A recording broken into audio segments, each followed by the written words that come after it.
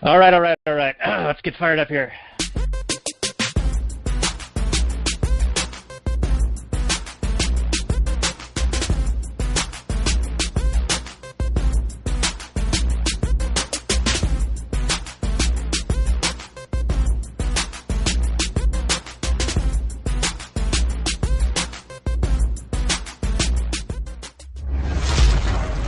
Maximum freedom. Read. Stay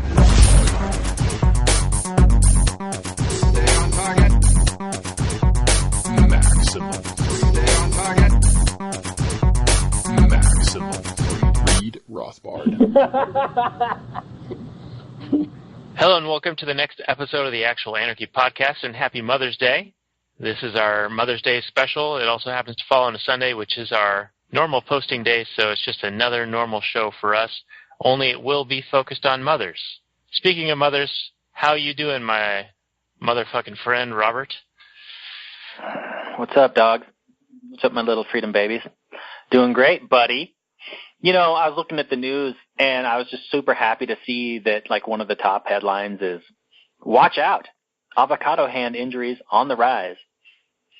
And I wish I lived in a world where that was, like, the number one concern that everybody had to worry about was cutting avocados and all the dangers associated with that. That'd just be a nice little world. Wouldn't have the state. And you just have to worry about properly cutting avocados. And with that, happy Mother's Day. Happy Mother's Day. You know, I'm sure the free market would provide a solution to that at some point. Just like all the contrived problems that the statists will come up with. The market will find an answer. As it does, babies. So I don't know if I mentioned this earlier. We've been on the phone for quite a while already. But this is the Actual Anarchy podcast where we talk about movies from a Rothbardian Anarcho-Capitalist perspective. And because it's Mother's Day, we're going to do a movie about mothers called Throw Momma From the Train, the Danny DeVito, Billy Crystal vehicle from 1987. And just so you know, we run actualanarchy.com and readrothbard.com.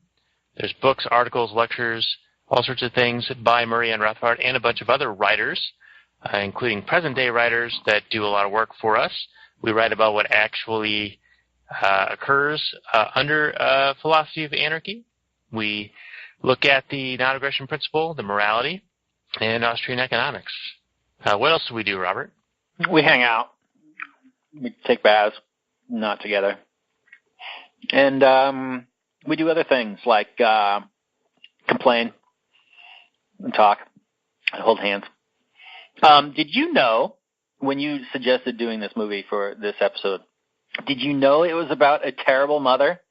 So are you trying to say that all mothers are terrible, Daniel? Well, I'm not going to go with the leftist tactic of driving everyone into separate groups that are inherently antagonistic towards each other. I believe that people are individuals and that they should be judged on their own merits. And the merits of this particular mother are not very good. So what was the impetus to suggest this movie for this episode? Well, as you know, we are now using the Vudu system, the app and the website, to be able to share movies with each other. And this was shilling for Big Voodoo now, huh? Shilling for Big Voodoo, just like we're shilling for Big Woods in one of our previous episodes. And this movie was listed under the Mother's Day, like, Watch It On Us Mother's Day specials. Like, they had a list of 80 movies, and this was one of them. I think it got caught in their algorithm because it says Mama in the name of the movie. So I thought, I remember this movie when I was growing up, and it was funny.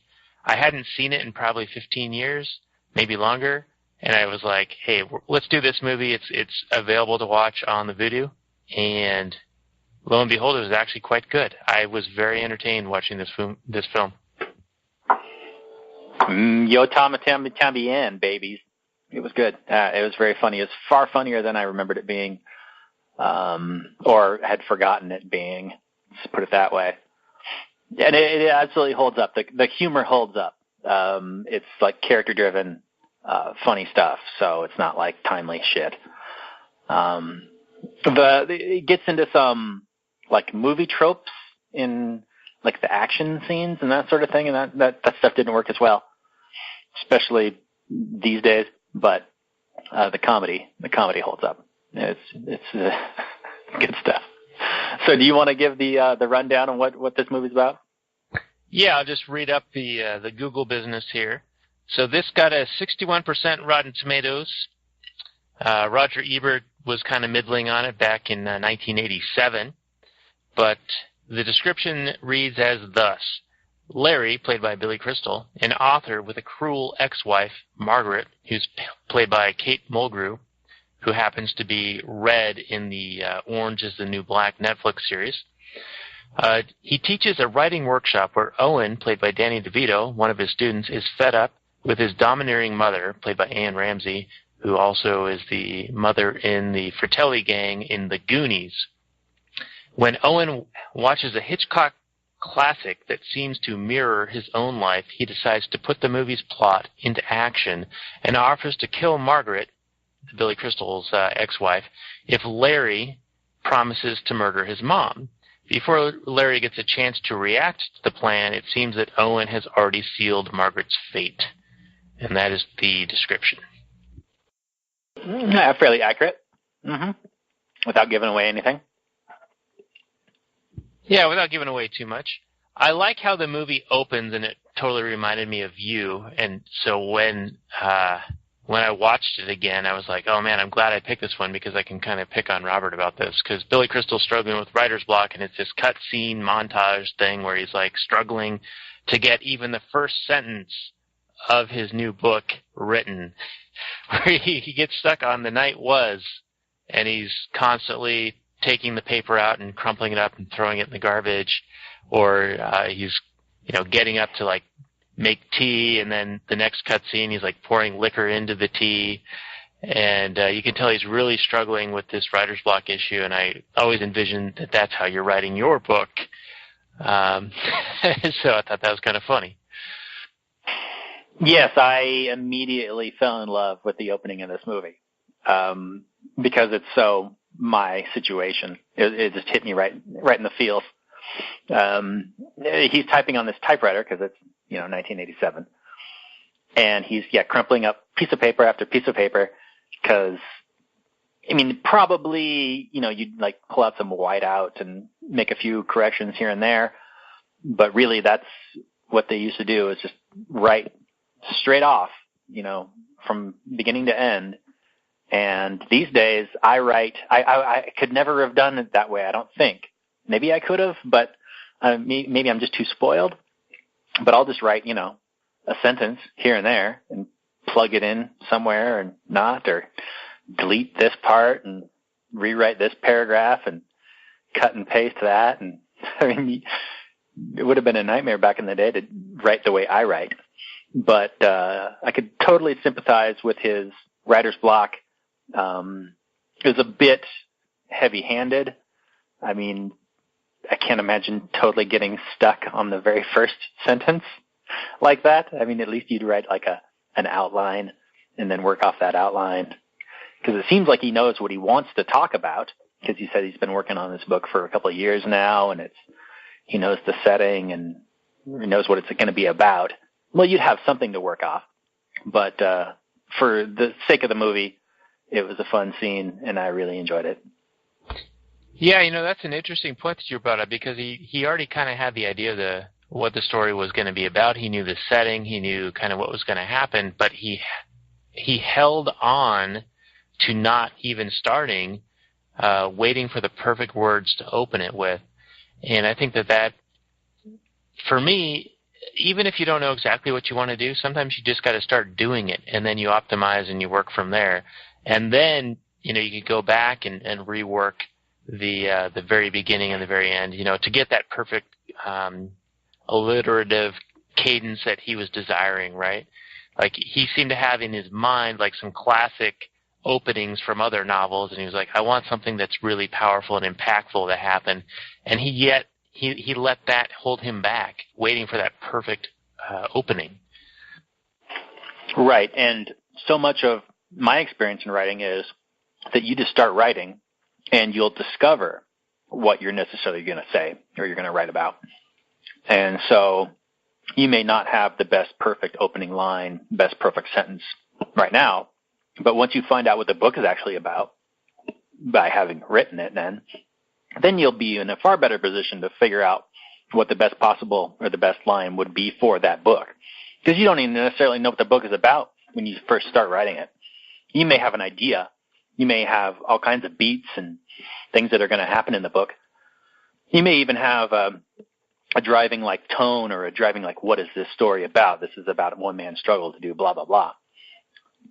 But you learn so much in the act of writing that you're going to be in a far better position to figure out and decide what the best possible way to say a thing for that book is after you've written a whole bunch of it than you would having written jack shit of it.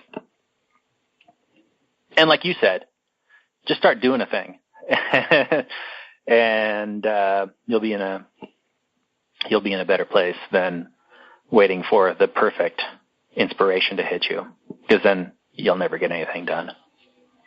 Yeah, and then you learn so much in the act of doing, and even when you run into failure in trying to overcome it, you got to figure out a way to solve whatever issue that's come up. And if you never got started and you're waiting for the perfect, the perfect knowledge, the knowing exactly what you're doing before even beginning, it's like an impossibility, because there's so many things you can't know from reading a book or watching a video or even watching someone else until you actually are confronted with those issues yourself, and you have to figure out how to get around them or overcome them. Absolutely. And in my own writing, I liken it to just a series of problem solving. When you get to a certain point in the story, you'll think of a thing and you'll reason, you'll go, oh, that doesn't make sense for this person or that person, or this doesn't exactly make sense. I want it to happen, or it makes sense for this character. But as I've written this other character in this other situation, it's not going to work out, like time-wise or character-wise or, any kind of motivation-wise at all. And you have to figure out ways to solve that problem. And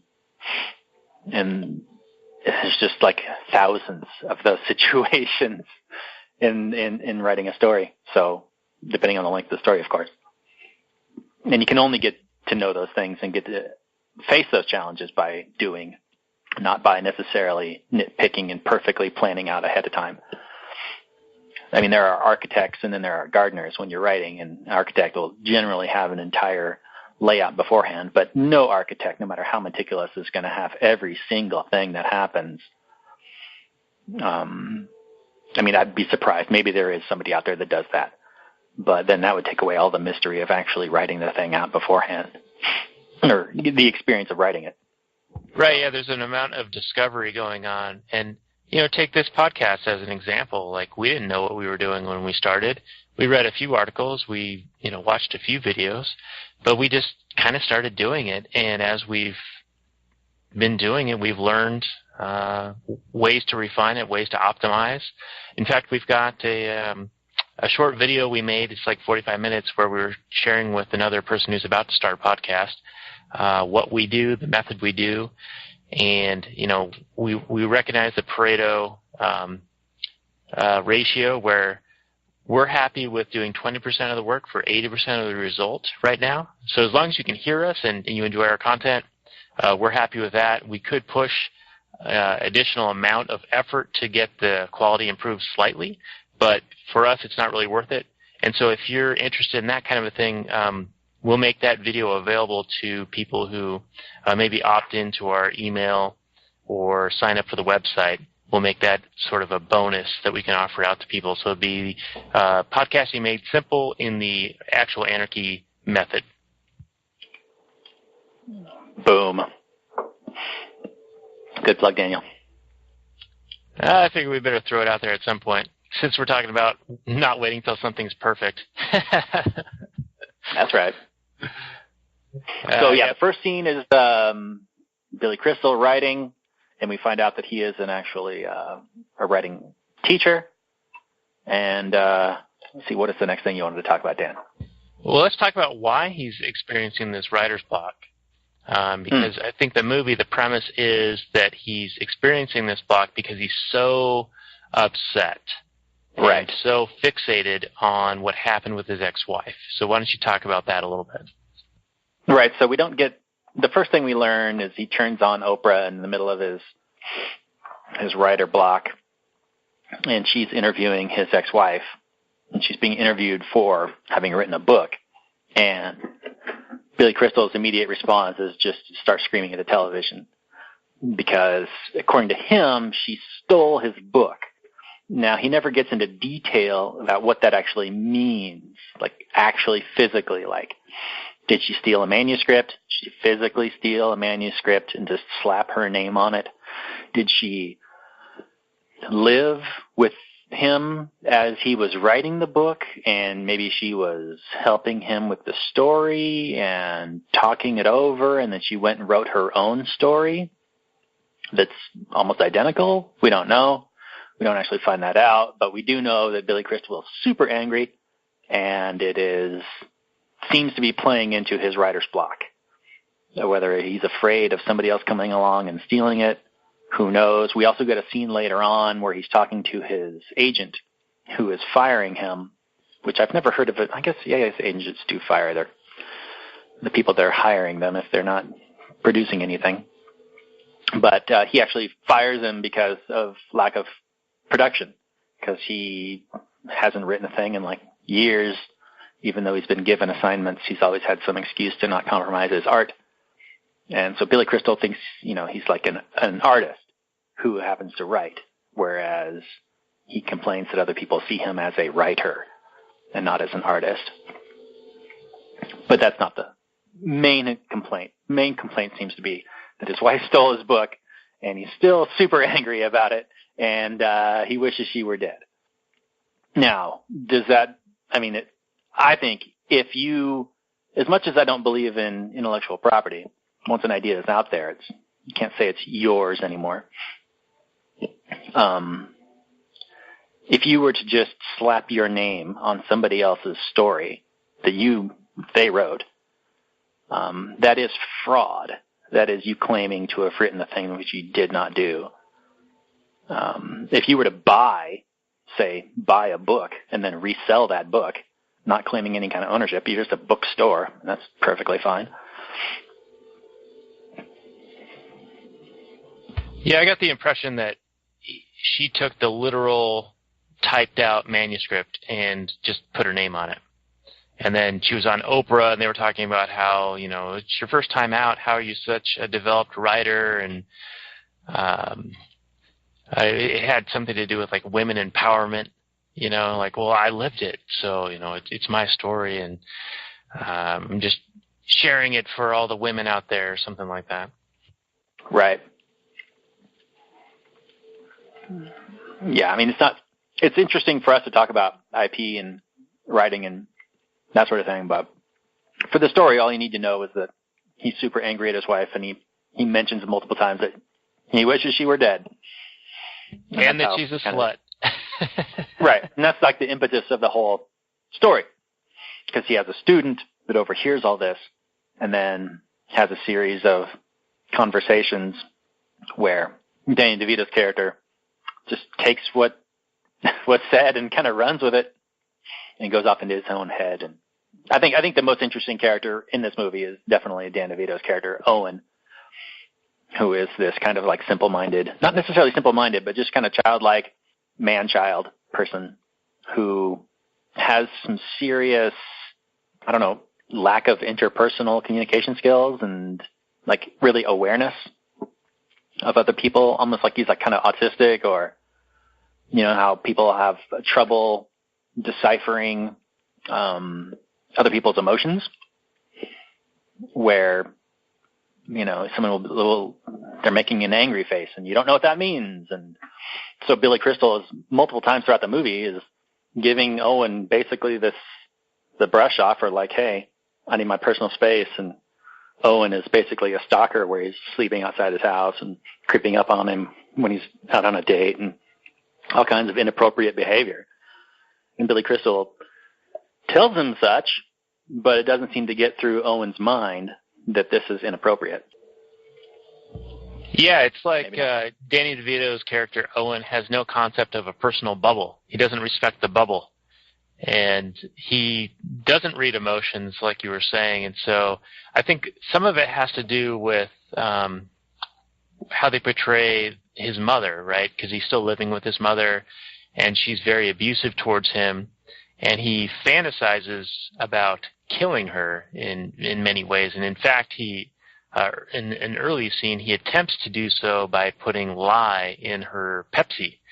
And it sort of has some like fantasy cutaways to where she actually drinks the lye and starts, reacting to the poison, but then it cuts back to, present time, and he slaps the cup out of her hand because he's like, oh, I can't actually go through with it. But there's many instances throughout the film where he visualizes himself actually killing her because of how terrible she is to him. Indeed, he does. And I kind of wish his story was a little bit more developed in his transformation, because the entire movie, he wants her dead, until the point at which the plot needed him to change his mind. And didn't even really need him to change his mind. Maybe just as decide that he's not such a bad guy. But it just seemed like a sudden convenient change at the end for him to all of a sudden not want her dead, because there are multiple times, or at least one that I can remember, where he leaves and expects her to be dead when he comes back. And in that case, there would have been no opportunity for him to realize that, oh, I guess I really don't want her dead. But when he's confronted with it in person, at the end of the movie, he's like, oh, I guess I don't. But why? Just him finally coming to realize the fact that he never really wanted her dead? I don't know. There wasn't a whole lot of development in that, emotionally. But, it's a comedy. You're not going to get a whole lot of serious emotional development out of a character, I guess, too much. But I would have appreciated a little bit to kind of get us as maybe a couple lines like, oh, I guess maybe you could have gone back to his childhood, or because we learned that he loved his dad a whole lot, and maybe he realized that, oh, there was some reason why his dad really loved his mom, and maybe he secretly does love her too, and that's why he doesn't want her to die. But we don't get any of that. We just get all of a sudden, for some reason, he doesn't want her dead anymore. So. Yeah, and I think because it was a comedy, it was kind of shallow on that end of the emotional connection, like you're saying. But let's talk a little bit about the miscommunication. So he has his mother that he wishes was dead, and he's taken the class from the Billy Crystal character, who has had some outbursts, public outbursts, saying that he wishes his slut wife were dead. And so he's taken this class and he's writing a 2 or 3 page murder mystery and handing it in. And he doesn't seem to understand how a plot works or how a mystery works. So one of the funny lines was Billy Crystal says, "I didn't like it." He's like, "Well, why didn't you like it?"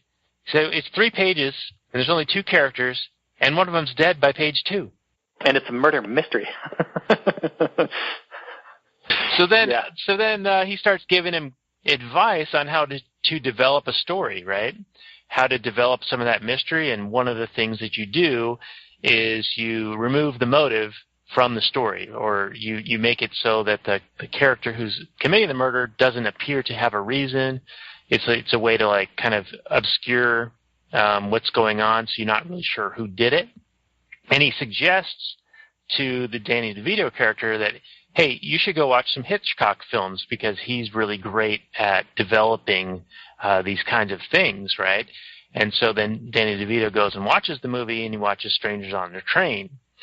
And he sees this movie, and there's 2 characters who both want to kill someone, but they realize that they could commit each other's murder and thereby establish alibis for themselves. And even though they would have had a motive that is easily discovered for killing their own person, but no motive for killing the other person, they think it's like the perfect crime.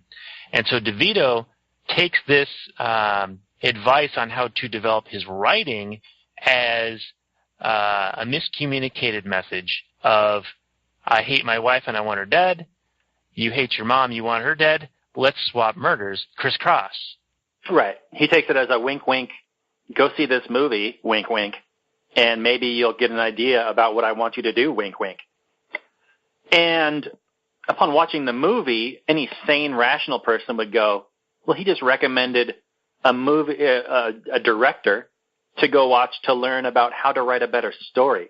But DeVito's character is such a crazy person, and he's so obsessed with killing his mother that maybe he's grasping at straws, looking for any reason to maybe justify it or find a way to do it or whatever, that he goes and he watches it and he interprets that and he concocts in his own head this whole agreement that doesn't exist, because right after that movie, he takes off and goes after and tries to kill his wife through no other communication. No, like, hey, I watched this movie. Did you, well, yeah, what movie did you watch? Oh, I watched Strangers on a Train. You know, like you recommended. Well, it's like, no, I didn't recommend watch Strangers on a Train. I recommended you watch some Alfred Hitchcock movie, but that's one of them, so sure. And he's like, yeah, and remember in that movie there's like this crisscross where the guy kills, you know, the guy that other person wants dead and vice versa. And what do you think about that? There was none of that. He just goes off and does it like a total crazy person. Because there's like 50 Hitchcock movies, right? So it could have been any. So, I mean, if he had seen The Birds, would he have been like, oh, I'm going to get like a shit ton of parrots and, you know, put them loose in the house? That's right. Yeah, there's any number of Hitchcock movies. So, yeah, who knows? It's a funny premise for a comedy, though. So, I mean, we're trying to analyze a comedy. But that's what we're going to do, folks. We're analyzing a comedy for its realism, which is failure. But who cares? That's what we're doing. Yeah, so let's talk a little bit about the mother dynamic, because, I mean, I think he has good reason for not wanting to be around her, right? I mean, wanting her dead's one thing, but he still chose to live with her. But, I mean, she was, like, beating him and calling him a clumsy poop and saying, move it, lard ass, and, you know, turn off the TV or get me my Pepsi in a very, you know, obviously rude way. She's a very abrasive person. So, you know, happy Mother's Day, everyone. But it's well established that she is not a likable character in this movie. And so you can sort of sympathize with the Owen character, the Danny DeVito character, in that, you know, she's clearly abusing him. She's hitting him physically and verbally abusing him. And I think that is, there's obviously a better way to solve his problem, you know, move out. But right. And movies are made about the 1%, right? I mean, 99% of the time, that's the story. Dan DeVito gets a job, moves out. But you know, that's not an interesting movie. So, yeah, absolutely. The most reasonable thing would just be to motivate him. Like, hey, I don't like being around this person. How do I not be around this person anymore? And we're not given a reason as to why he is unable to get a job and get his own place or anything like that. Outside of maybe some sort of bizarre emotional connection or relationship where he is, you know, in that kind of abusive, battered syndrome thing that I don't really know enough about to really talk about. So. And she has him doing things like clipping her toenails or like getting the earwax out of her ear, like all this gross stuff. And he's going back to those fantasies about killing her, like when he's getting the earwax out of her ear, which I actually had to do that personally a couple of weeks ago. I couldn't hear out of one ear. But there's this big giant pair of scissors right next to the sink, and he envisions stabbing her through the head. And of course they show the result of that in a, you know, one of those like cutaways. And she's like, ah, and there's, you know, scissors through her head. And my wife cuts hair, and every time she cuts my hair, I feel like she's either going to be upset with me and stab me through the head or accidentally like cut my ear or something. So, you know, another personal tidbit. So you're constantly fearing for your life around your wife. That's good, Daniel. That's a healthy relationship.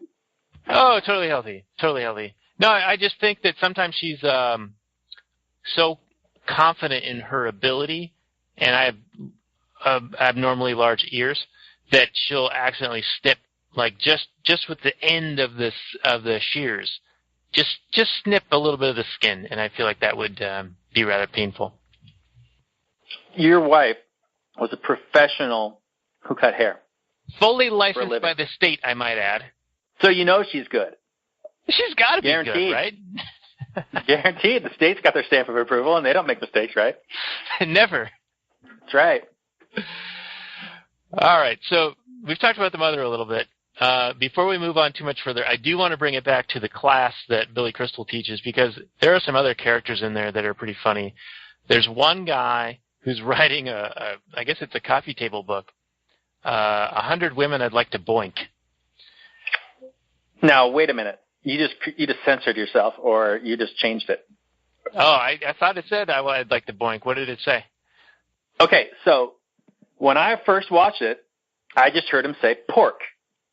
Oh, okay. Pork. And pork, whatever. And, well, yeah. Okay, no, there's more to the story. So then I was talking to my neighbors and changed the subject, whatever. So I had to rewind it for some other reason. And I rewatched that scene just by happenstance. And I was watching Billy Crystal's lips. And he specifically says fuck. But they dubbed over him just that one word, pork. And I just thought that was just a weird thing to do. Like, you're the best take that you liked, Billy Crystal actually said fuck. And then you had him redo it because this is like a PG-13 movie and you can't say fuck anymore, or back in these days, or whatever. Oh, yeah, 1987, yep. PG-13. That probably was what they had to do to get that rating. Right. So, that's all. Okay. Well, that would have made it much funnier, obviously. 100 Girls I'd Like to Fuck. And he starts listing, celebrities of the day. And he's kind of this creepy, middle-aged dude, the student. And so he lists like 3 or 4 celebrities, and then he says that girl in the taco commercials. Yeah. And then later on... Oh, go ahead. No, I like the fact that when there's the discussion about the book, one of the guys is like, I think it was like the old man, he's like, I like that title. And he's like defending it against somebody else who was like, that's a weird title or not an appropriate title. He's like, no, I think it's a good title. 100 Women I'd Like to Fuck. Yeah, that's a good coffee table book title. Yeah, and then it plays a little bit later when the Billy Crystal character is having a discussion with his now girlfriend or girl he's trying to date, and right. His classmates are at the next table, or his class is at the next table, and they go, the guy writing this book says, "Oh, and what's your name?" He's like, don't even think about it. Yeah. Gonna add you as a chapter. Oh, here it is. I got the quote right here. 100 Girls I'd Like to Fuck. Chapter 1, Kathleen Turner. Chapter 2, Sybil Shepherd. Chapter 3, Suzanne Plachette. Chapter 4, The Girl in the Taco Commercial. Chapter 5, The Woman in 4B. Chapter 6, The Oriental Laker Girl. Chapter 7. I don't know if you remember the Oriental Laker Girl, but I do. She was a Laker girl for a long time, and yeah, she was super hot. Yeah, I don't know if you could say this line in a movie produced today. It'd be I think it'd be triggering for some people. Yes, actually, I was rewatching Dirty Harry. I don't know when that movie came out, 70s, early 70s. But there is definitely some language in that movie. You go, wow, it was just a different time. It's good. I'm not going to repeat it. Watch it for yourself. But yeah, Dirty Harry Callahan is played off as this like hardcore racist, and so they're just listing off every word he uses. It's good.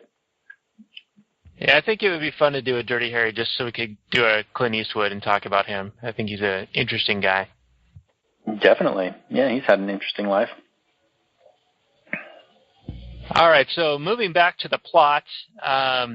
So Danny DeVito's character, having seen strangers on a train, thinks that the Billy Crystal character is saying, okay, let's swap murders and we'll establish alibis, and so we'll both be able to get away with it.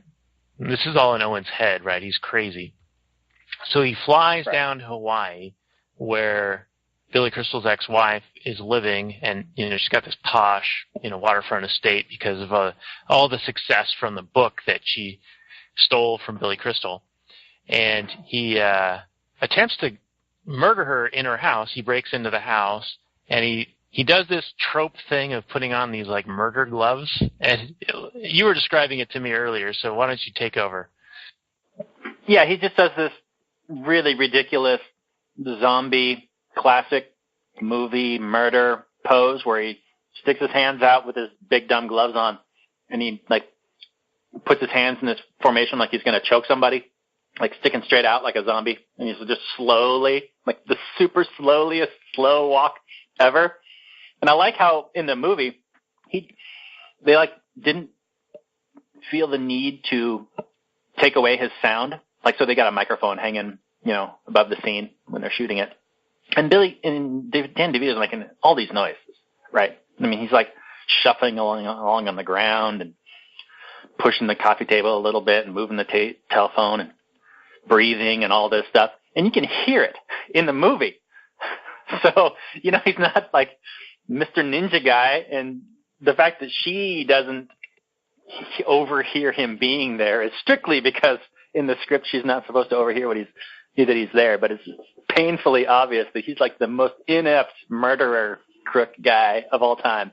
And it's just funny. Played it up for comedic value, I guess.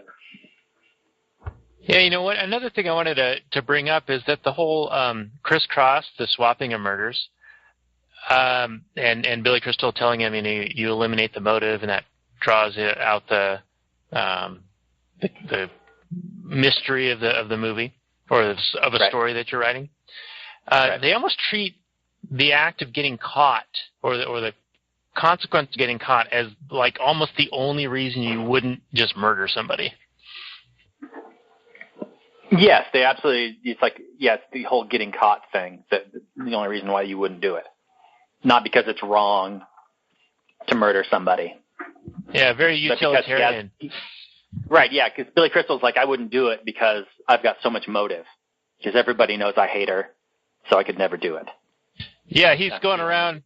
He keeps like saying hate and murder and slut. I see nothing but hate and death. And then later on, he says, I'm majoring in motive. Right. Because, he's got so much of it, so much reason to murder her. And he's made it no secret that he could never do it because, the cops would just come pick him up right away. And so that's what happens when Danny DeVito calls him and is like, your wife's dead. And then he sees on the news that she's missing. He's like, well, holy shit, I got to get out of here. Because the cops will be on to me right away. Right, yeah. So back to the house where he's about to kill her, there's the gardener who shows up and starts doing her on the couch. And so he can't do it there. And there's that scene where the phone rings. And barking noises, by the way. Yeah, making barking noises like a chihuahua. I think she even says, you're my little chihuahua. But then the phone rings and she can't quite reach the phone. So Danny DeVito, hiding behind the couch, slides the phone closer so that she can reach it, which is kind of fun. It was. And then he makes a ham sandwich in her house. Yeah. On the veranda or whatever, and in full view of the guy like mowing the lawn afterwards, and she drives away. Could have turned and looked and saw. Apparently she doesn't care to shut the doors or lock up when she leaves. It's just all silliness. Now, I do want to plug in something here. I've got a 4 or 5 minute clip of Murray Rothbard talking about all the capital and investment and the time structure, like 10 or 20 years you have to go back to have all the components to satisfy someone's desire for a ham sandwich. And so I'll just plug that in here just because I can, and it's a ham sandwich, and it's funny, and here's some Murray Rothbard. Everything else, which is not labor or natural resources, is called capital goods. Because capital consists of everything used in production, which is not land or labor. Could be the net, fishing, net to use for fishing, pole if you have to fish, bow and arrow to hunt, anything like that. Anything right now can be roads, trucks, tires on a truck. All these things are factories, of course, goods in process. All these things are part of capital until you get to the consumer. For example, if you just ate a ham sandwich with Michelangelo, let's take that, one of my favorite examples. The end process of millions of people engaged in production. By the way, what is production? Production is a transformation, the use of labor, working on natural resources to transform into capital, different types of capital, but finally you wind up with consumer goods. So production is this whole process of starting with land and labor and winding up with consumer goods, with different degrees of capital.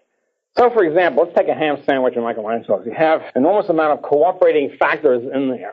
It's a whole production tree or structure of production, starting with a farmer and miner and so forth, going for about 30 years at least till you get to the ham sandwich. Okay, what do you got? You got different ingredients going into it. To produce the ham sandwich, to sell it to the consumer, you got to have the ham, of course. You have to have the bread. You have cheese, butter, tomato, lettuce. Okay, all these things got to be brought together on a retail level. And you have to have the workers and aprons and counters, okay? Yeah, you got to have counters and refrigerator units, all that sort of stuff. And chairs. Somebody's got to produce the chair so you can sit on it. All these things have to be produced. They all have to be combined to get to the one ham sandwich. They have to be produced for many years. The ham is sold by a wholesaler, and they get it from a jobber, or it's like the Eastern Seaboard. And they get it from Chicago. You get the meat packer. The meat packer package the meat at the slaughterhouses. Slaughterhouse gets it from the farmer. It raises the pigs. They have to have stockyards. They have to have trucks in every step of the way, and gasoline for the trucks and tires. I mean, on and on and on. This is only for the ham. The pigs have to eat. They usually eat corn. The corn has to be grown, and on and on and on. The machinery every step of the way, and all this, I say, is just from one unit. And it takes 30 years. It involves millions of people for one lousy ham sandwich. And it's incredible. And every country in the world probably is involved in this. People growing ebony for pencils in Africa and so forth and so on, which is then, because you have to have paper, you have to have pencils to record all this stuff and figure out what's going on. So every step of the way, you have to have land, at least to grow on. You have to have different kinds of capital. And you have to have labor. The interesting thing is it works every step of the way. One of the amazing things about the market, the free market economy, is it all works. For me to get a ham sandwich right today, you don't have to have some world planning board, 8 guys on the planning board sitting around 30 years ago, and say, let's see, on January 28, 1986, we have to get a Rothbardian ham sandwich. Therefore, you got to go raise the pigs. You over there go raise the corn and so forth. We've got to get Rothbardian ham sandwich. Nobody does that. There's no world planning board trying to figure this out. If there were, we'd all be in big trouble. And yet it all works at every step of the way. All these things happen at every step of the way with no shortages and no surpluses. Everything fits together like a lattice work structure. The market economy is like a lattice work, like a lace thing. It all fits in. How come it all fits in? There's no planning board that fits it all, and the market itself does it. And really what microeconomics is to study how the thing works and what happens when the government intervenes in the process and screws everything up. The big factor here, which is true both in Crusoe and for us, the big factor is this. We contrast the world with what I call the Garden of Eden model. Now, some people believe mankind used to be in the Garden of Eden and was then kicked out for various transgressions. Whether it's true or not, it's an interesting model to look at. In the Garden of Eden, everybody satisfies his or her wants in unlimited fashion, with no work, no nothing. Snap your fingers and Pepsi is trickling down your throat. Nobody has to work at it, nobody has to produce it. Why is that? Because there's no scarcity. If there's no scarcity, you don't need private property, you don't need labor, you don't have to work. Unfortunately, we were kicked out of the Garden of Eden, if it ever existed. And so in the world as it exists, in human history, there's tremendous scarcity. You don't have unlimited abundance of all factors of production, of all goods. The Garden of Eden model is unlimited abundance of all desired for goods. If somebody wants to hear a symphony, they snap their fingers and get it right there. We haven't got that. We have to have somebody working to produce it. And so what we have is the ever-present fact of scarcity. Scarcity meaning scarcity of resources relative to the goals that we have and we've got to try to accomplish. Scarcity of resources, we'll see in a minute what the resources are.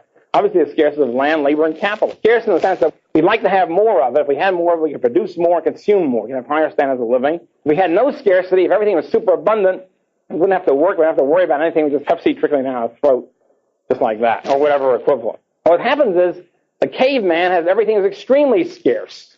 They're in bad shape. Crusoe is in bad shape. Everything is very scarce. He's going to die tomorrow. He doesn't get food immediately. The progress of the human race, the progress of civilization, is essentially the alleviating of scarcity. Scarcity is still there, just with a lot less of it. A lot further from the brink than Crusoe was or the caveman was. A higher living standard. So the progress of human race is essentially the progressive diminution or alleviation of scarcity. Scarcity is still there, but just a lot less of it. All right, thanks, Murray. Telling us about the ham sandwich. We'll move on with our movie here. Attaboy, Murray. Yeah, so the ex-wife leaves, and she goes down to the port to get on a boat that's an inter-island ferry to go to a book signing that she's due to go to. And Danny DeVito gets on the same boat with her and tries to engage with her, right, to like get close enough to like kill her, I guess. And she totally blows him off. She's like, he starts talking, and she just ignores him completely and walks away. And she goes up on the deck of the boat, and she's leaning over the edge, Titanic style, right? Like Leo DiCaprio and Kate Winslet. And one of her flashy earrings falls out. And they actually made mention of this earring a couple of times, like she's wearing it on the Oprah show. And I think it's, what's the guy's name? Wynton Marsalis or Bradford Marsalis says, that check out those earrings. That's your money right there. Is that who anyway, that side character was? Yeah. All right.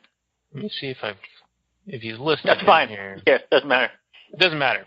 Anyway, one of the earrings falls out while she's on the deck of the boat, and the DeVito character was like gonna just push her over, but then the earring falls out, and she starts leaning over the railing herself, and then he's approaching her with the murder gloves, doing the zombie walk, and then it cuts away to him calling Billy Crystal and saying, "Aloha, your wife's dead."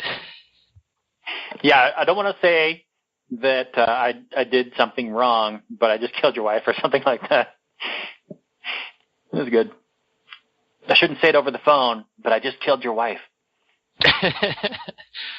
And then I think Billy Crystal hangs up on him, and DeVito's like, "Oh, okay, good, that's smart, okay." And then like 5 seconds later, he calls him again from another phone, and then he says something else, and then he hangs up. He calls again from another phone, like 5-10 seconds later, but he's on some other part of the island, like he's teleporting all across Hawaii.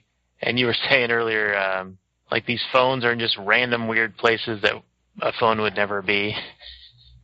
Yeah, they were just finding funny backdrops for having payphones. It was pretty good. I mean, I can't think of one off the top of my head, but there was one like a field with like a horse right behind him. There was just all kinds of silly stuff. It was just all gag type stuff. It was funny. I appreciate a good movie gag. Yeah, so then when Billy Crystal hears on the radio that she's missing and presumed dead and that foul play is suspected, then he all of a sudden feels like he's going to be the prime suspect, because the night before he had been so upset about something regarding his book that he went down to the beach and he got drunk and no one saw him there, so he had no alibi. Right, so that's the first thing he does is he goes over to his neighbor and is like, "I was with you yesterday, right? We were hanging out, trying to establish an alibi." But then the girl that his neighbor was with, like, immediately started poking holes in his alibi. It's like, well, no, you still could have caught the whatever flight and made it to Hawaii and killed her plenty of time and gotten back here, no problem. So he kind of just goes on the lam a bit. Yeah, and she was like the head stewardess or whatever, so she knew all the schedules and all of this stuff. And that guy is played by Bradford Marsalis. But what I found interesting about this was, I don't know if 1987 was like just a totally different time, but wouldn't it be pretty easy to establish that you were not on an airplane? Yeah, wouldn't there be like a passenger record list, or I don't know, any number of things that they would have to, provide evidence that you were actually there? You would need some sort of physical evidence, like a passenger manifest, or that you were even on the boat, or that anybody even saw you on the boat, or some kind of physical evidence at the scene. I mean, just having a motive isn't enough to convict a guy of a murder. Lots of people have motives when somebody is murdered. But you usually go with the guy with the motive and the physical evidence and the eyewitness testimony and all kinds of stuff. But yeah, the no alibi and the opportunity. Right, all of the stuff. You got to have the whole matzo ball. You can't just have the motive, because any number of people hate assholes. So I don't know really. I mean, for the benefit of the movie, he starts freaking out about it, but I don't think in reality he would have been bothered too much. I know I wouldn't. Even though I had made public statements about wanting someone dead, that's not enough to convict you. Wanting someone dead is a thought crime. It's not actual crime. As much as, some people would like that to be a crime, it's not. And it's not enough to cause me to be in a tizzy. Like, if someone died that I wanted dead, I wouldn't be like, oh no, I better establish a motive. I better establish an alibi for when that person was killed. I would have been like, oh, all right. Good day to be me, I guess, today. I don't know. Not that I necessarily want a whole lot of people dead, but there are some politicians that I wouldn't cry about if they fell over dead tomorrow. All kinds of people that are making the world a worse place that I wouldn't shed too many tears.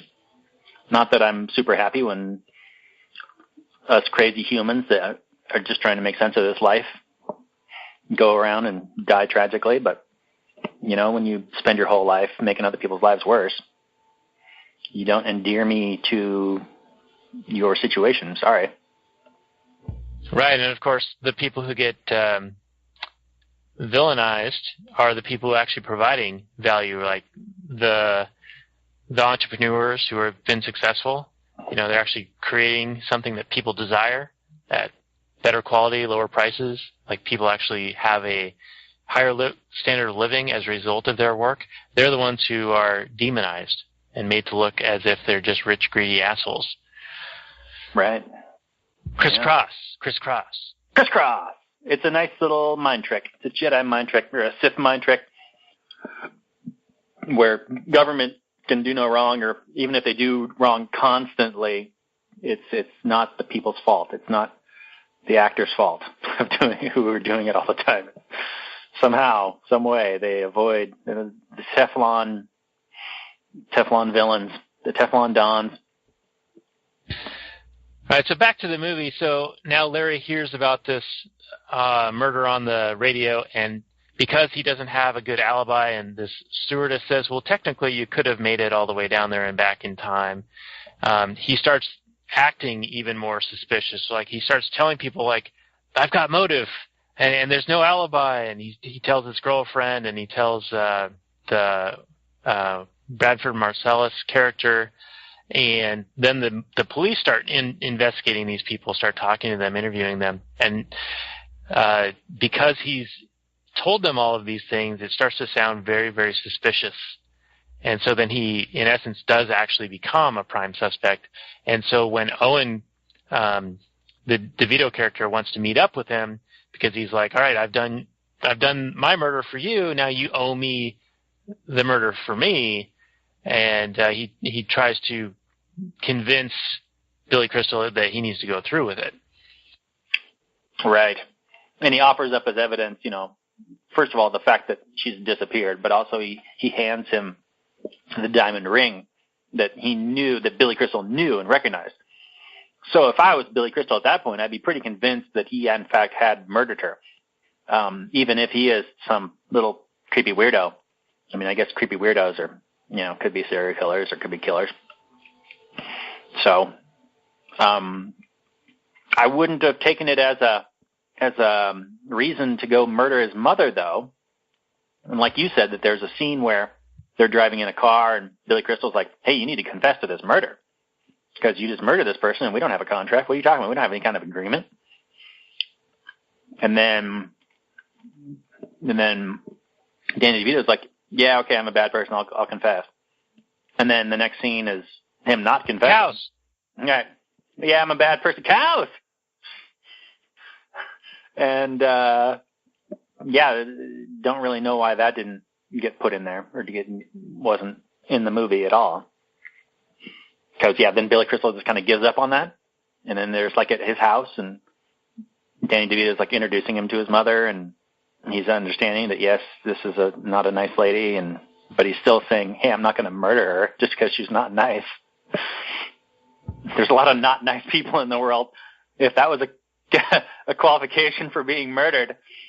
Yeah, but I mean, he does see how terrible she is, and they do actually have a rather touching moment where Danny DeVito shares his coin collection with Larry, with the Billy Crystal guy. You want to talk about that a little bit? It kind of got me at the heartstrings. Did it? Yeah, it was nice. That one scene really, and I kind of wish that there had been more, as I said earlier, to explain why all of a sudden he had a big change of heart about his mother. But in the movie, it's kind of funny because Danny DeVito's like, hey, I want to show you my coin collection.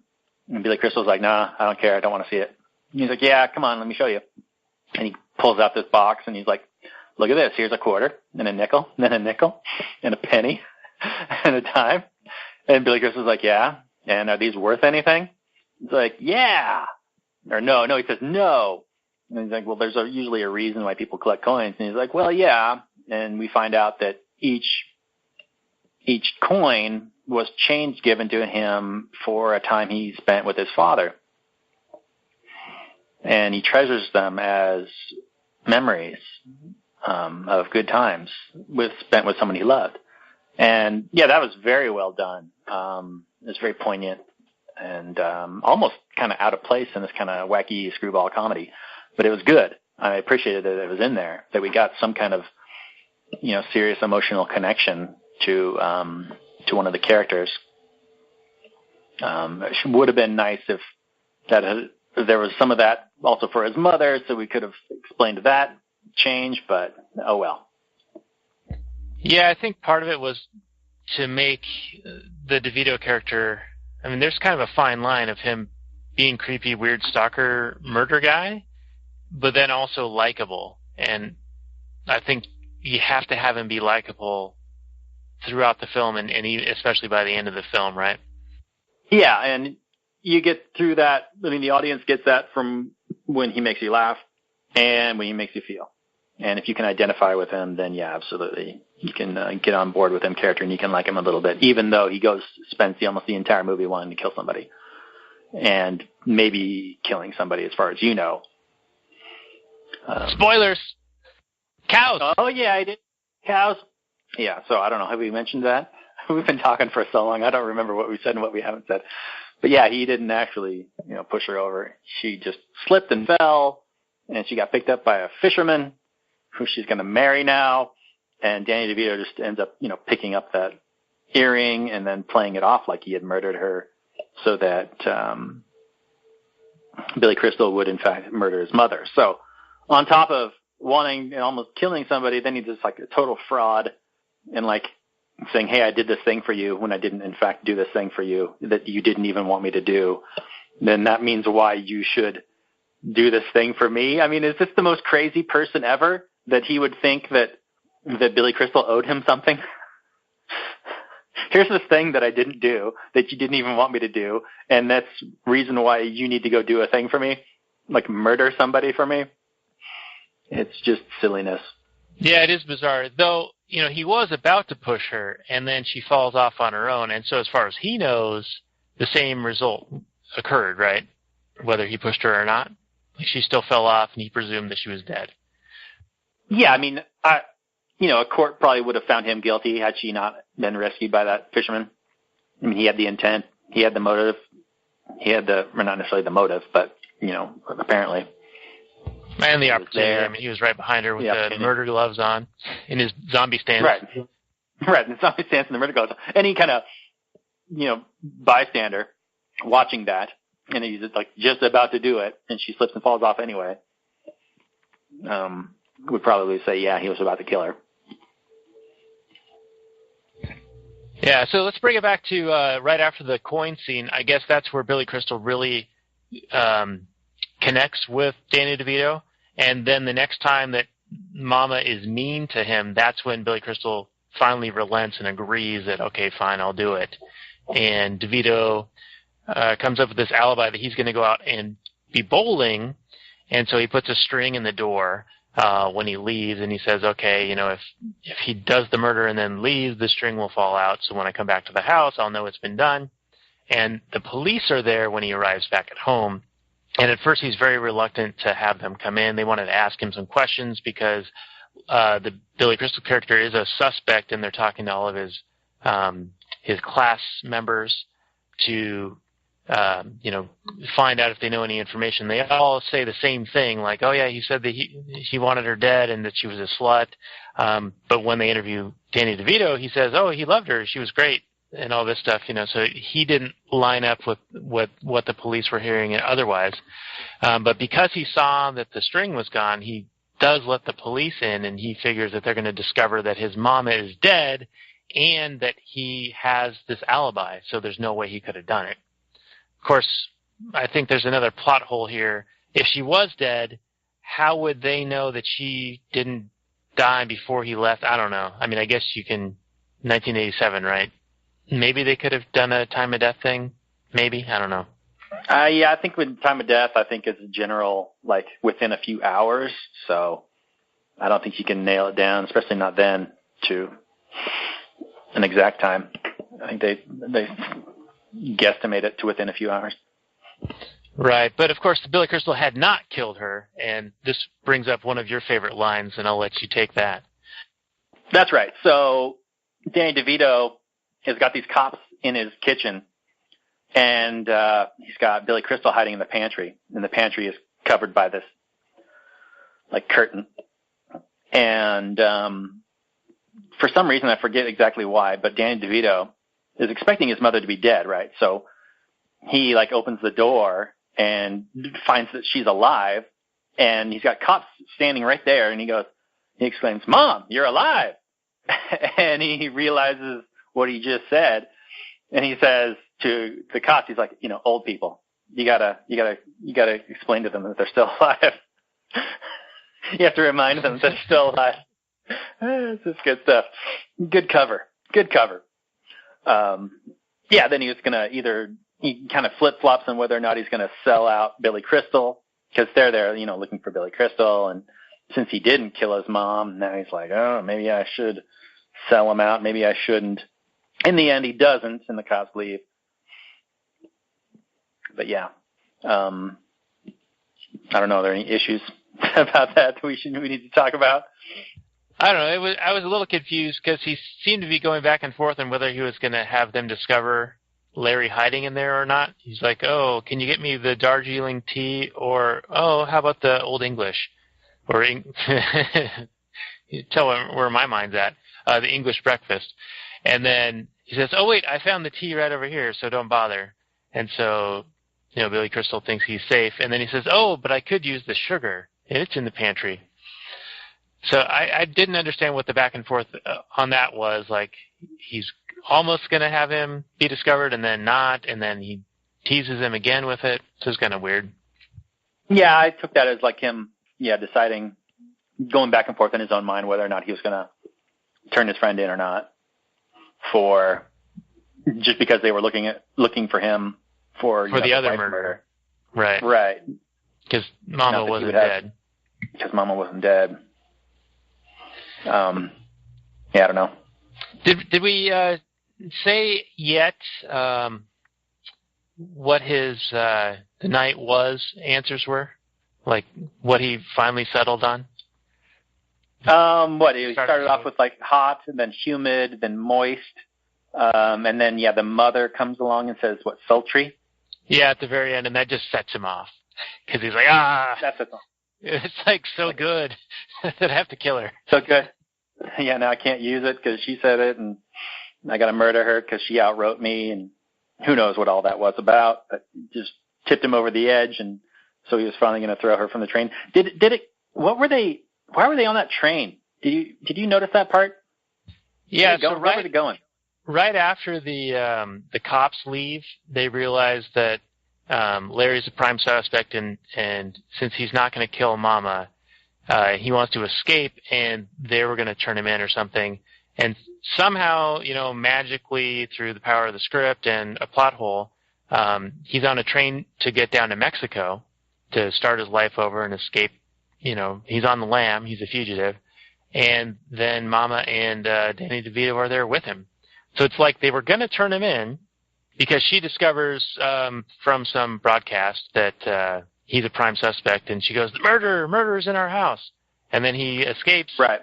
But then they're with him. So it was kind of weird. It's like all of a sudden, like, you expected something totally different. And it's not like a plot twist. It's more like a plot hole.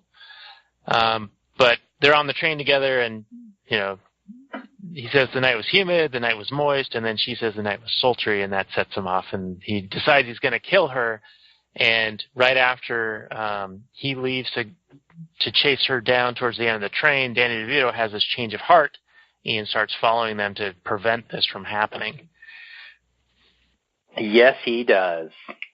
And yeah, there's some missing scenes in this movie. I think when you enjoy a movie as much as I did that movie, you kind of forgive the weird plot holes and whatnot because you're just basically in it for the lulls or whatever you're getting out of it, the fun performances and the characters. And yeah, it's not a perfect movie, and yeah, doesn't make sense for these characters to be in the scene together, but you want to see them in the scene together anyway, so you don't care.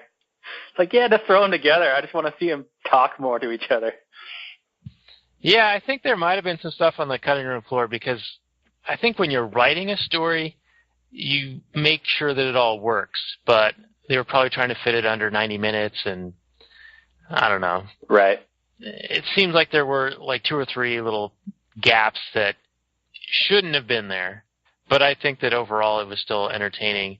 And so, spoilers, everyone, at the end, even Billy Crystal decides not to kill her, and there's this, like, she slips, and he prevents her from falling off the train, and then Danny DeVito and her bring her back onto the train, because she's about to get hit by something that they're passing by. And then she says, oh, my baby boy, I love you, I don't mean to treat you bad, my baby Owen. And then she looks at Billy Crystal and is like pissed at him and kicks him off the train, and he falls off and breaks his leg. And the next scene we see him in a recovery room, still railing about his wife because it's discovered she's still alive and she's going to marry the fisherman guy, and she sold the rights to the story for $1.5 million. So, like, even this terrible thing happens to her, and she still comes out smelling like a rose. And he's still pissed about it. But so does he immediately thereafter. Right, but there's a scene, and it's very important. The roommate with him, the old guy, is like, you keep hanging on to this anger and being upset about her, and that's the thing holding you back. And if you don't get over this, I'm leaving you too. And this is like a hospital roommate, right? And it's the whole point of the movie, right? Like, he's so upset with his wife that he can't write. And it's screwing up his other relationship, and he's, teaching a course that he's not inspired by, and all these events happen because he's holding on to all this anger about what happened to him. And, rightfully so in some respects, right? Like, she stole his book, divorced him, became really successful as a result of stealing his work. But trashed him. Super trashed him. Talked about how he was like a prison husband and like a jail keeper, and her nightmare experience as a prisoner wife and all that business. Right, like on Oprah. Like he's a Morton Joe and she's a rape wife. Yeah, exactly. And he's like, excuse me? What did you say, Steve? So yeah, he's justifiably angry with her. Yeah. But, the guy at the end is like, yeah, you got to let that go. And then once he realizes that, then he starts writing his story about his interactions with Momma and Owen and all of this, and he is just about to wrap it up. And then Danny DeVito's character comes back into his life like a year later, and I'll let you take this because you were describing it to me before, and I thought it was pretty fun. Oh, okay. So he's finishing up this book, the story about the whole experience, about the movie, essentially. And he's super happy with it, and it's just pouring right out of him, and he's almost done. And in walks Danny DeVito, and Danny DeVito is in town because he's got like a book signing. And he starts telling him what his book was about, and it turns out that Danny DeVito wrote a book about the exact same thing. And he flies into a rage because here again, Somebody has basically beat him to the punch about a story that either he straight out stole or whatever. Like, he had another opportunity. It's really going to work out for him. And he's been like betrayed, but he doesn't have like the rights. He doesn't like own what happened. He doesn't own the story rights to what happened. So it's essentially he's upset about being outcompeted, right? That somebody else came along and wrote a story from their perspective about the same event. It's almost as if you were writing a book about World War II and there's already a book about World War II. Oh, no. Well, sorry, but that's, the way life is. You can complain about it, or you can just write a better book and give people a reason to read your book as opposed to that other book, or in addition to that other book. And, of course, it turns out that Danny DeVito he starts choking him out. He starts choking him out. He's, like, that angry, right? Oh, yeah, he physically assaults him. He's, like, trying to murder him right then and there. And Owen, like the sweet little simpleton that he is, doesn't, like, defend himself, doesn't go like, hey, you're attacking me. He's just, like, trying to explain what he did. Like, yeah, I wrote a book about our experiences, and look, here it is, and here's a copy of it, and look, you can pull out this tab and look at the characters move, and so all of a sudden Billy Crystal's like, oh, you wrote a kid's book, a little pop-up book, okay. It's like 12 pages. So this isn't going to compete for the same market share that my book is, when in reality he should have been perfectly happy with competition because he should have been confident in his own writing abilities, especially compared to that of his students' writing abilities, who he was not confident in his ability to write at all. So you got some guy who's writing 2-page murder mystery stories. The guy in the hat kills the other guy in the hat. Right. How is that guy going to be competition for you? Okay, I mean, for the silliness of the plot, sure, but in the real world, no, that would not be a serious threat to a competent novelist. But for the lulz, okay.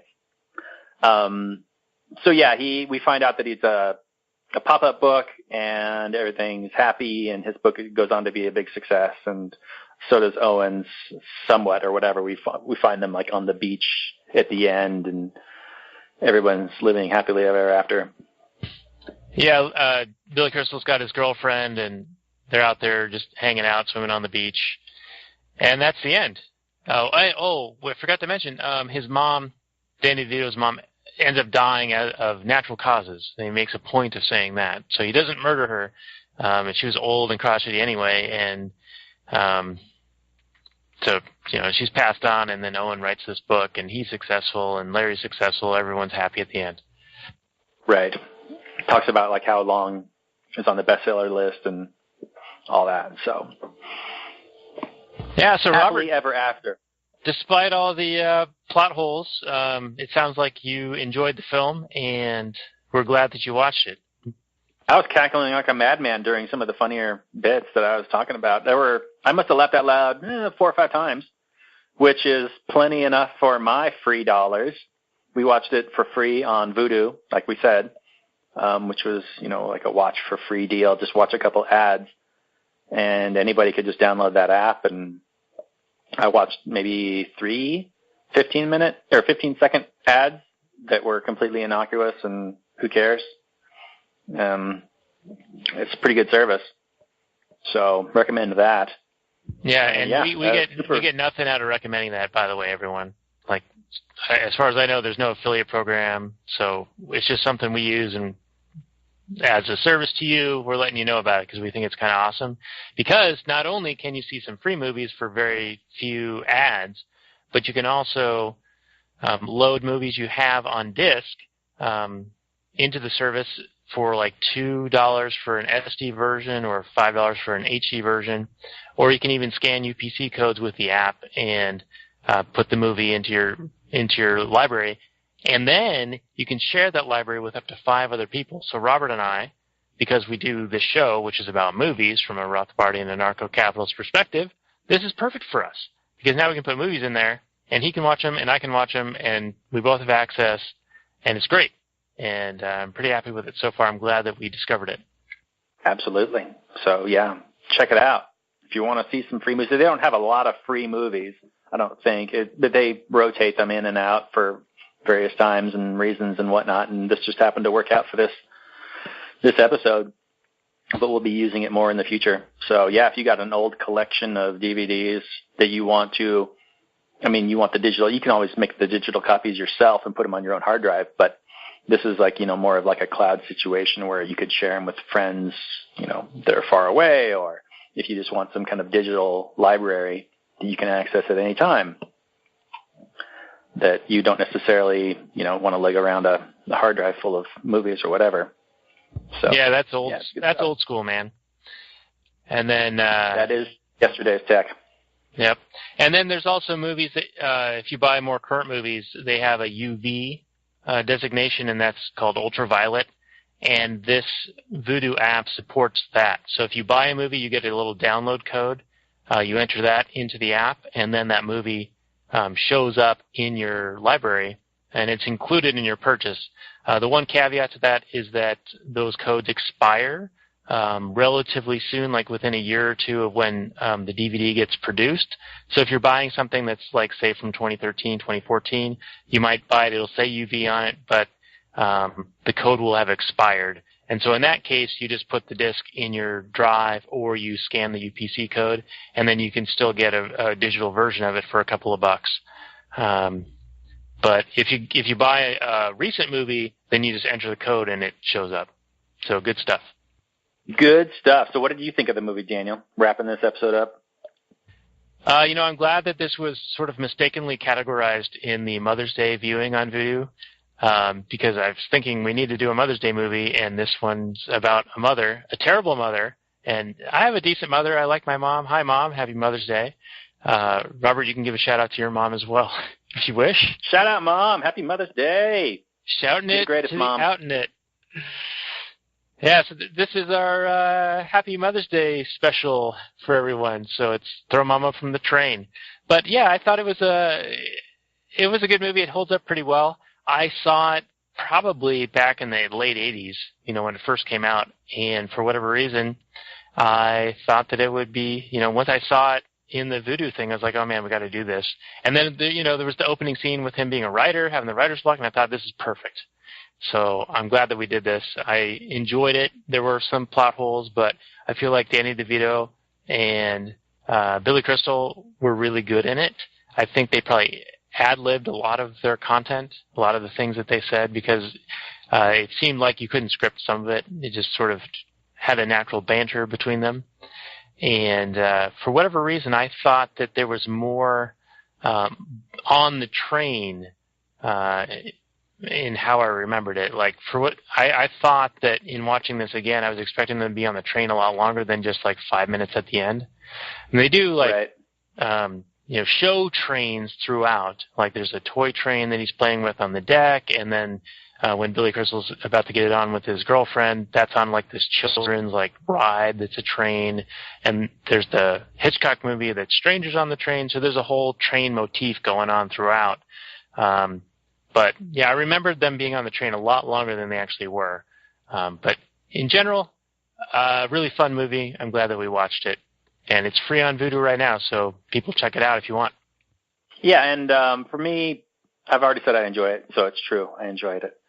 The plot holes do, take away a little bit, and my biggest complaint is not even the plot holes. It's just the kind of hokey action scenes that they do. I mean, they kind of make fun of themselves at one point when they're driving down this hill in this car that conveniently all of a sudden has no brakes for no reason.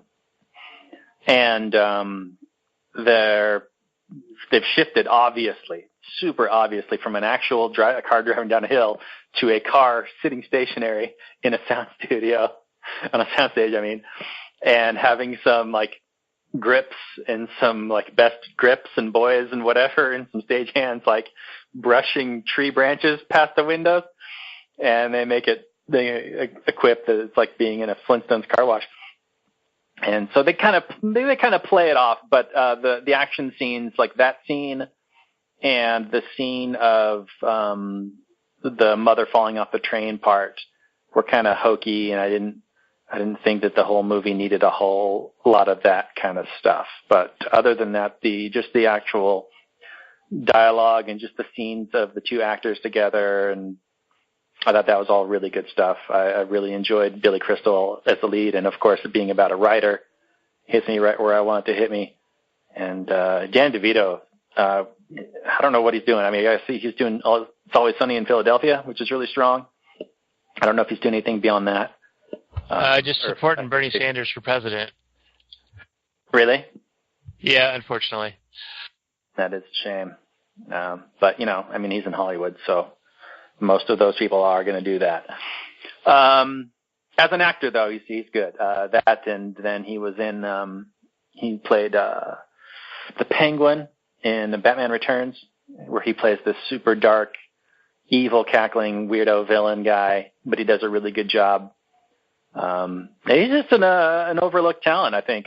He doesn't really get brought up as one of the great actors, but because he's mostly did comedy. But when he wants to, he could really bring it. Hey, he's one of those guys that's been around so long. Like we were saying in a pre-show discussion, Patrick Stewart. He seemed like an old guy 25 years ago when he was on The Next Generation. And Danny DeVito, to me, he was on Taxi, which was before we were even born, and he was already a bald dude and, like an adult, right? And now here it is like 40 years later, and he's still doing it. And he's almost ageless in that way, though I'm sure he looks a lot different. But, he's been around forever, and good stuff. He was also in One Flew Over the Cuckoo's Nest, which is another movie we should probably do at some point. He plays Martini. And good stuff. He was also opposite Schwarzenegger in Twins and Junior, I think. And then he was also in like Romancing the Stone and The War of the Roses, which I think he directed one of those, and he directed this one too. So he's a talented guy. Definitely. Glad we did it. Me too, yeah. So that's our Mother's Day special from the Actual Anarchy podcast. We run actualanarchy.com and readrothbard.com. Please do check out us on YouTube. You can subscribe to us there. We're also on it was called iTunes. Now it's called Apple Podcasts. So look for us there. Give us a rating and a comment. That would be great. Anything else that we can mention before we sign off, Robert? We got a Patreon. We've got a YouTube channel. All that stuff. Anywhere you find us, if you could mention us on social media, if you could talk about us on Facebook, we do appreciate it. Oh, yeah, we got the Twitter, Actual Anarchy, and Trubster. That's Trubbster. So at Trubster or at Actual Anarchy. That's right. The Twit Zone, the Twitter. That's right, babies. And always remember cows.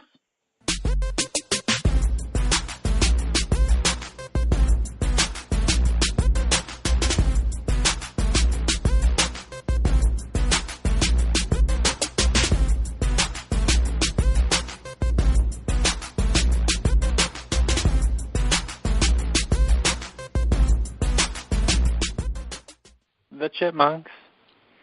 CHIPMUNK. We're the Chipmunks.